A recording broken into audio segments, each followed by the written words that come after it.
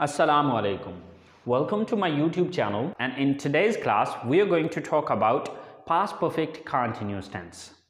So students, class शुरू करने से पहले अगर अभी तक आप लोगों ने मेरे चैनल को सब्सक्राइब नहीं किया तो प्लीज़ सब्सक्राइब के बटन पर क्लिक कर दें। अगर आपको मेरी वीडियोस पसंद आ रही हैं और अगर आप इनसे कुछ सीख रहे हैं तो प्लीज़ लाइक एंड शेयर के बटन पर क्लिक कीजिए। और अगर आपको किसी भी तरह का कोई कन्फ्यूजन हो रहा है तो प्लीज़ कमेंट्स बॉक्स में जाके कमेंट्स कीजिए, इंशाल्लाह मैं आपको आंसर करूँगा। तो चलिए गाइस स्टार्ट करते हैं हमारी आज की क्लास। सो स्टूडेंट्स, पास्ट परफेक्ट कंटीन्यूअस। सो पास्ट परफेक्ट कंटीन्यूअस कौन से सेंटेंसेस हैं? ऐसे जुमले जिनमें गुजरे हुए वक्त में कोई काम जारी था लेकिन साथ वक्त बताया जाए कि काम कब से जारी था। ठीक है, यानी कि कंटीन्यूअस टेंस के अंदर क्या होता है कि काम जारी होता है लेकिन साथ वक्त नहीं बताया जाता कि काम कब से जारी था। ठीक है, लेकिन परफेक्ट कंटीन्यूअस के अंदर डिफरेंस क्या आ रहा होता है? सिर्फ ये डिफरेंस आ रहा होता है कि काम जारी होता है लेकिन साथ वक्त बताया जाता है कि काम कब से जारी था। सो पास्ट परफेक्ट कंटीन्यूअस ऐसे जुमले जिनमें गुजरे हुए वक्त में कोई काम जारी था लेकिन साथ वक्त बताया जाए कि काम कब से जारी था। तो वो सेंटेंसेस कौन से सेंटेंसेस होंगे? पास्ट परफेक्ट कंटीन्यूअस के। ओके, सो उर्दू में इसकी पहचान क्या है कि उर्दू जुमलों के आखिर में रहा था, रही थी और रहे थे वगैरह आता है। रहा था, रही थी और रहे थे वगैरह आता है। अच्छा स्टूडेंट्स, अब अगर आप इस सारी डेफिनेशन को देखें तो आपको फर्क इस चीज का नजर आएगा कि हमने जो प्रेजेंट परफेक्ट कंटीन्यूअस पढ़ा था उसमें मौजूदा वक्त में कोई काम जारी है लेकिन साथ वक्त बताया जाएगा कि काम कब से जारी है। अच्छा, अब यहां पर था आ रहा है, वहां पर है आ रहा था। अच्छा, यहां पर उर्दू जुमलों के आखिर में रहा था, रही थी, रहे थे आ रहा है और प्रेजेंट में क्या आ रहा था? रहा है, रही है और रहे हैं वगैरह आता है। अच्छा, अब देखें कि अगर हम इन सेंटेंसेस को आपस में कंपेयर करें तो है, हूं, हैं वगैरह का फर्क आ रहा है प्रेजेंट में और था, थी, थे का पास्ट में। बस ये डिफरेंस आ रहा है, बाकी ऑलमोस्ट सारा सेंटेंस सेम है।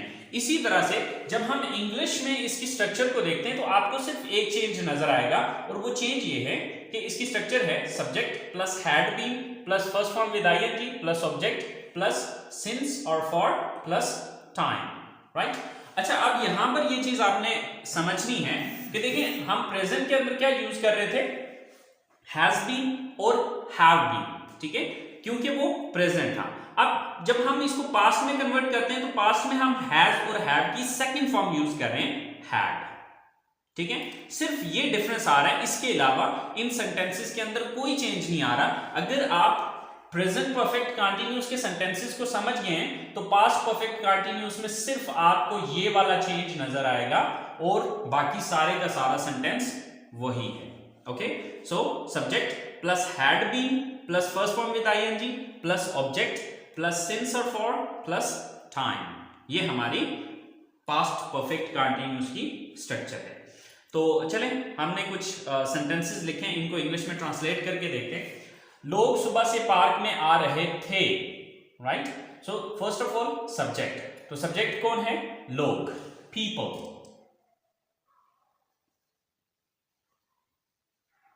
The people. Then had been, the people had been. Right?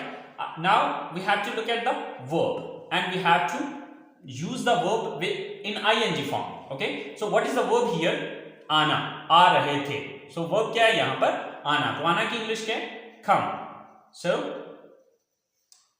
with ing, coming. the people had been coming. so next object क्या है? कहां आ रहे थे? to the park.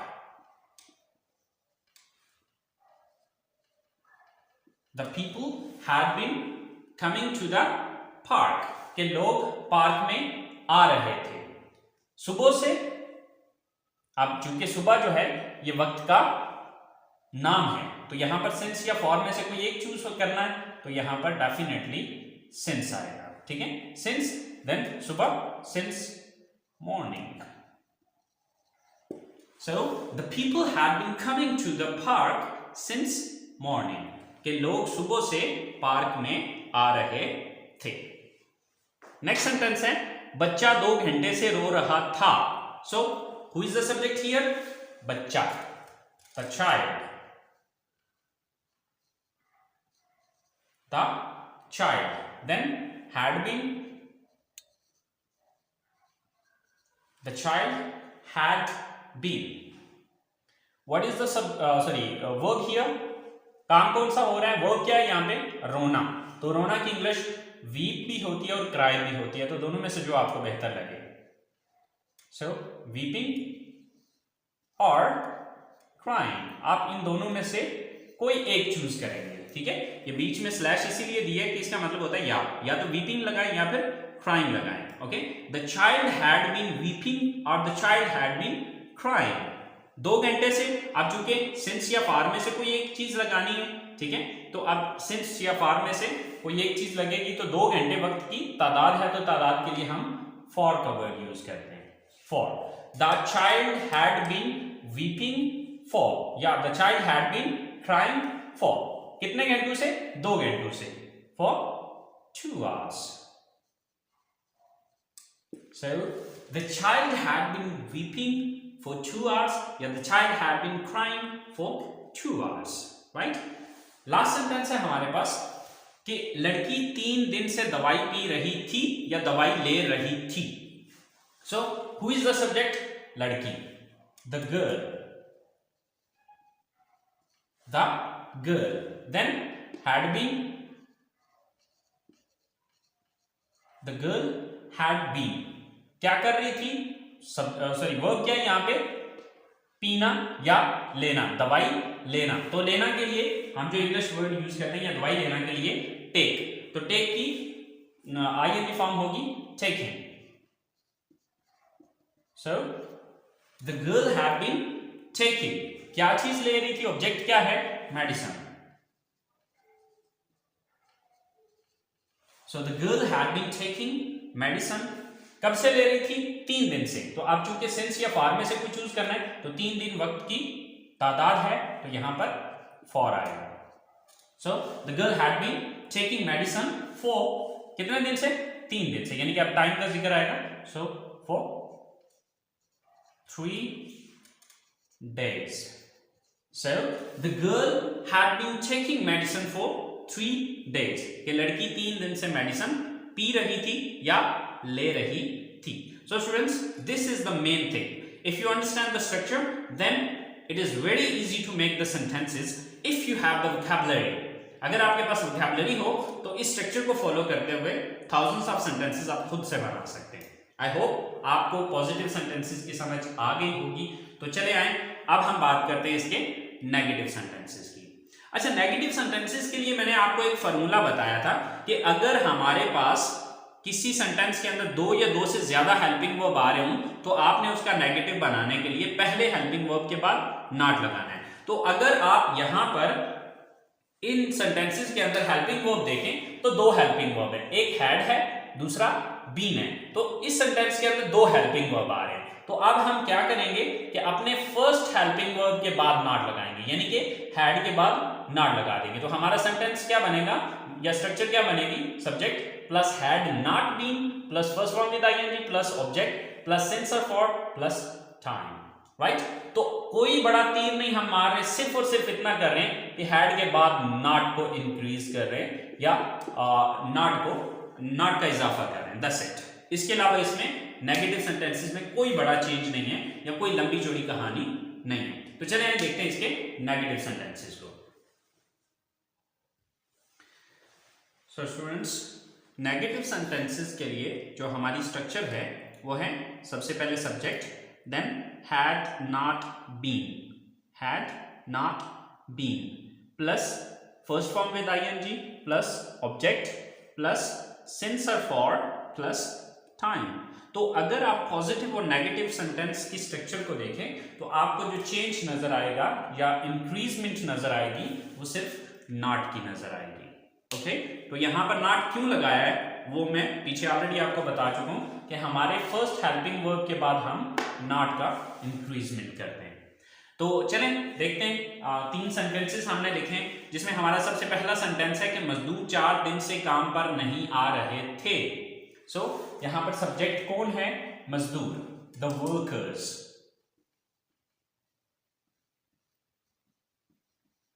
The workers.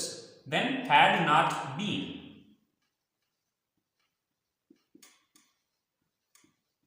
The workers had not been, क्या नहीं कर रहे थे? आ नहीं रहे थे, राइट? कमिंग, कहां पर नहीं आ रहे थे? काम पर। Coming to work, the workers had not been coming to work. फिर सिंस या फॉर में से, तो आप देखें 4 दिन वक्त की तादाद है, तो यहां पर फॉर आएगा, फॉर। फिर कितने दिन से? 4 दिन से, 4 days। So the workers had not been coming to work for 4 days। के 4 दिन से मजदूर काम पर नहीं आ रहे थे या वर्कर्स काम पर नहीं आ रहे थे। नेक्स्ट सेकंड नंबर पे हमारे पास सेंटेंस आ रहा है, हम 5 फरवरी से क्लास में हाजिर नहीं हो रहे थे। सो सब्जेक्ट कौन है? हम, we. Then had not been,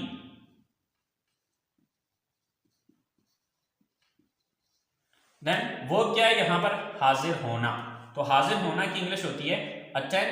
तो अटेंड की ING form attending. We had not been attending, we had not been attending. क्या नहीं अटेंड कर रहे थे? क्लास।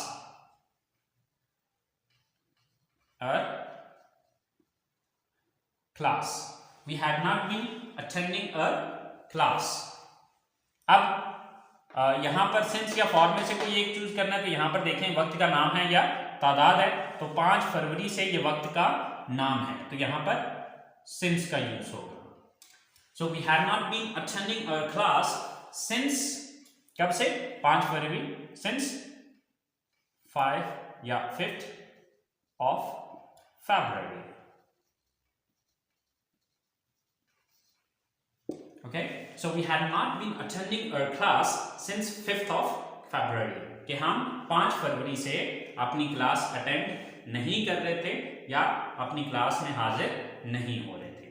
लास्ट सेंटेंस है हमारे पास कि वो 2 माह से किराया अदा नहीं कर रहे थे।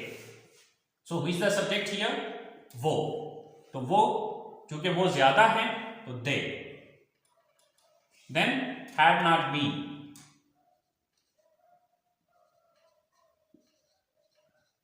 they had not been। then ing form, तो वर्ब क्या है यहां पे? अदा करना। तो अदा करना की इंग्लिश क्या होती है? पे। सो paying, they had not been paying। क्या नहीं पे कर रहे थे? ऑब्जेक्ट क्या है? किराया, their rent। they had not been paying their rent। Since या फॉर में से कोई एक चूज करना है, तो देखें वक्त की तादाद है या वक्त का नाम है, तो यहां पर 2 माह जो है ये वक्त की तादाद है, तो अब इसके लिए फिर फॉर का यूज करेंगे। So they had not been paying their rent for कितने माह से? 2 माह से, for 2 months। They had not been paying their rent for 2 months। तो ये हमारे नेगेटिव सेंटेंसेस हो गए। तो अगर आप पॉजिटिव और नेगेटिव सेंटेंसेस को देखें तो कोई लंबी चौड़ी कहानी नहीं है, तो कोई लंबा चौड़ा चेंज नहीं है।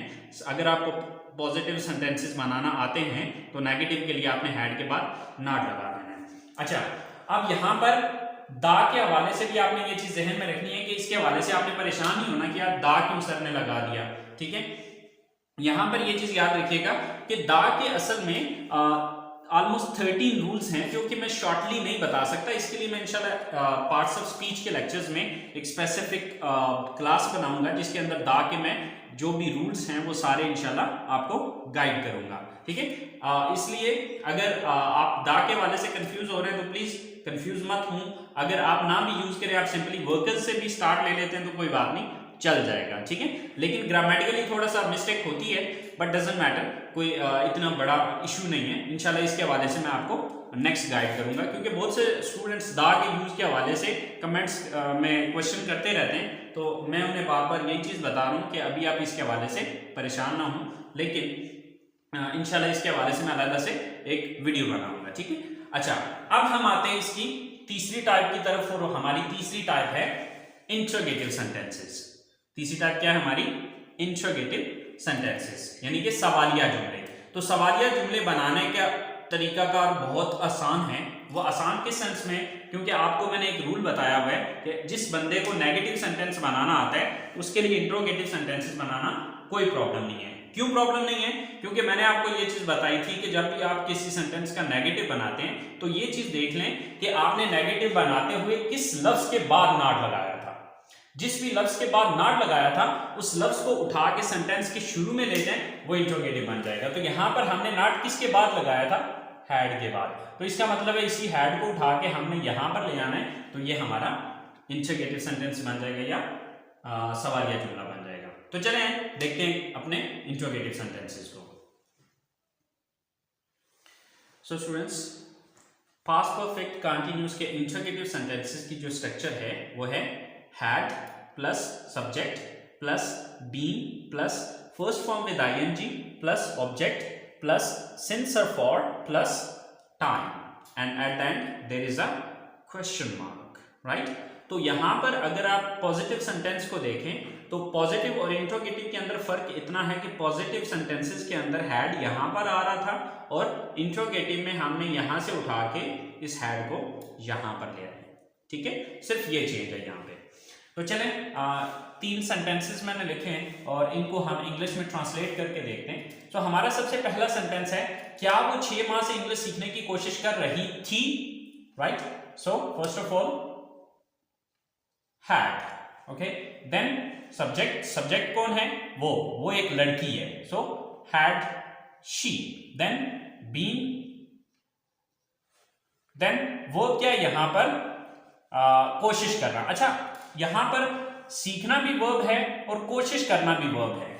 अब इसके लिए एक रूल याद रखिएगा कि यहां पर 2 मेन वर्ब आ गए, ठीक है, सीखना भी और कोशिश करना भी। तो याद रखिएगा कि जब भी हमारे पास 2 वर्ब्स आ जाते हैं तो हम जो इंग्लिश में दूसरे नंबर पे वर्ब आ रहा होता है, जो उर्दू में दूसरे नंबर पे वर्ब आ रहा होता है वो हम इंग्लिश में पहले नंबर पे रखते हैं, और जो उर्दू में पहले नंबर पे आ रहा होता है उसे हम इंग्लिश में दूसरे नंबर पर रखते हैं। इस पॉइंट को याद रखिएगा। पॉइंट क्या है कि अगर हमारे किसी सेंटेंस के अंदर 2 मेन वर्ब आ जाए तो आपने करना यह है कि आपने उर्दू सेंटेंस में वर्ब्स को देखना है कि पहले नंबर पे जो आ रहा है वो इंग्लिश में दूसरे नंबर पे चला जाएगा, और जो उर्दू में दूसरे नंबर पे आ रहा है वो इंग्लिश में पहले नंबर पे आ जाएगा। तो आप देखें कि pहले नंबर पे सीखना है और दूसरे नंबर पे कोशिश करना है, तो कोशिश करना की इंग्लिश में पहले लिखूंगा। Okay, so had she been trying, had she been trying, किस चीज की कोशिश कर रही थी? टू लर्न, सीखने की, टू लर्न। अच्छा, अब आप सोच रहे होंगे कि सर आपने यहां पर फर्स्ट फॉर्म क्यों यूज किया? तो याद रखिएगा कि जब भी टू आता है, टू के बाद हमेशा फर्स्ट फॉर्म ही आती है। Okay, so had she been trying to learn, क्या वो सीखने की कोशिश कर रही थी? क्या? इंग्लिश, क्योंकि यहां पर ऑब्जेक्ट क्या है? इंग्लिश। किस चीज को सीखना चाह रही थी या किस चीज को सीखने की कोशिश कर रही थी? इंग्लिश को। So had she been trying to learn English. अब सिंस या फॉर में से कोई एक चूज करना है, तो आप देखेंगे कि वक्त की तादाद है या वक्त का नाम है। तो 6 माह वक्त की तादाद है, तो तादाद के लिए हम क्या यूज करेंगे? फॉर। आप एंड पे टाइम लगा रहे हैं, तो टाइम क्या है? 6 मंथ्स।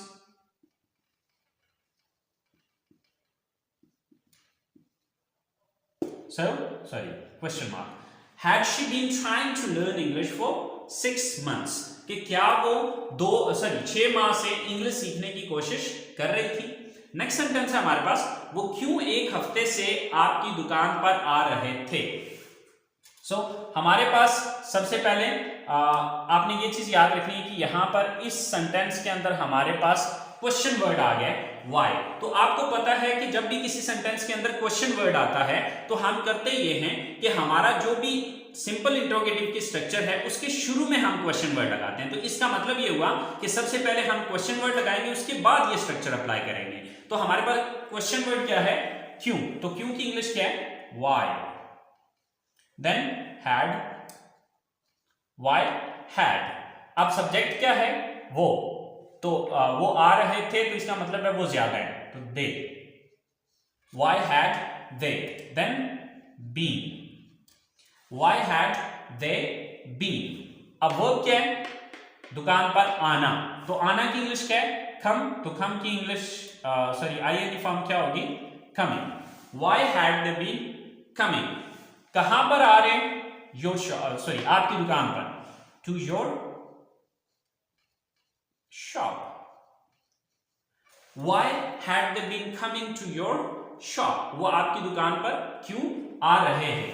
अच्छा, अब सिंस या फॉर में से कोई एक लगाना है तो पहले ये देख लेना कि वक्त का नाम है या वक्त की तादाद है। तो यहां पर एक हफ्ते से वक्त की तादाद है, एक हफ्ता वक्त की तादाद है, तो यहां पर फॉर आएगा।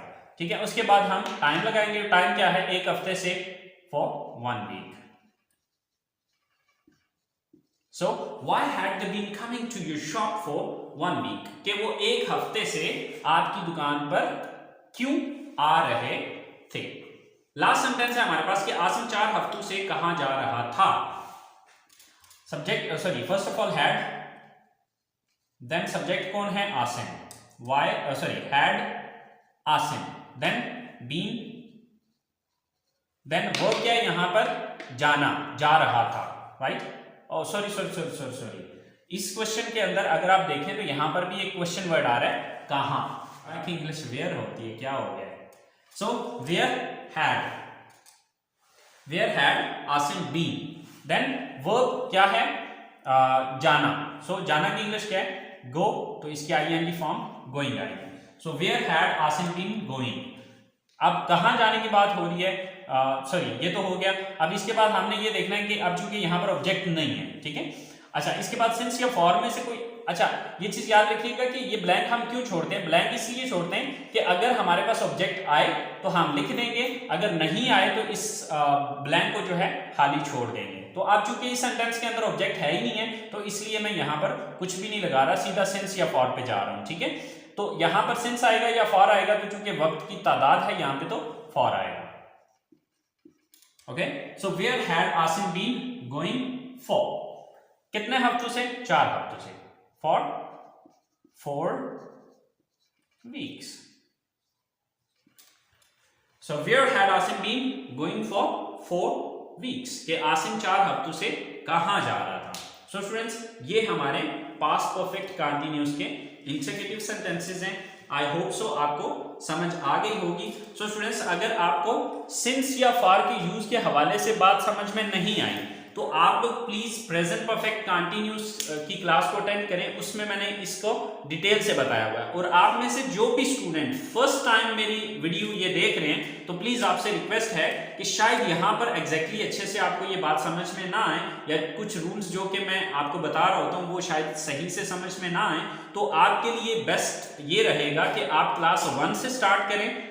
छोटी से छोटी चीज को अच्छे से एक्सप्लेन करके समझाया हुआ है, ठीक है। तो अगर आप क्लास 1 से स्टार्ट करेंगे तो ये इजीली आपको ये सारी चीजें यहां पहुंचते पहुंचते आसानी से क्लियर हो जाएंगी या समझ में आ जाएंगी। आई होप सो आपको पास्ट परफेक्ट कंटिन्यू समझ में आ गया होगा। फिर भी अगर आपको कोई चीज कंफ्यूज करती है तो प्लीज कमेंट्स बॉक्स में जाके कमेंट्स कीजिएगा, इंशाल्लाह मैं आपका वो कंफ्यूजन क्लियर कर दूंगा। तो नेक्स्ट क्लास तक के लिए इजाजत दीजिए, दुआओं में याद रखिएगा। अल्लाह हाफ़िज़।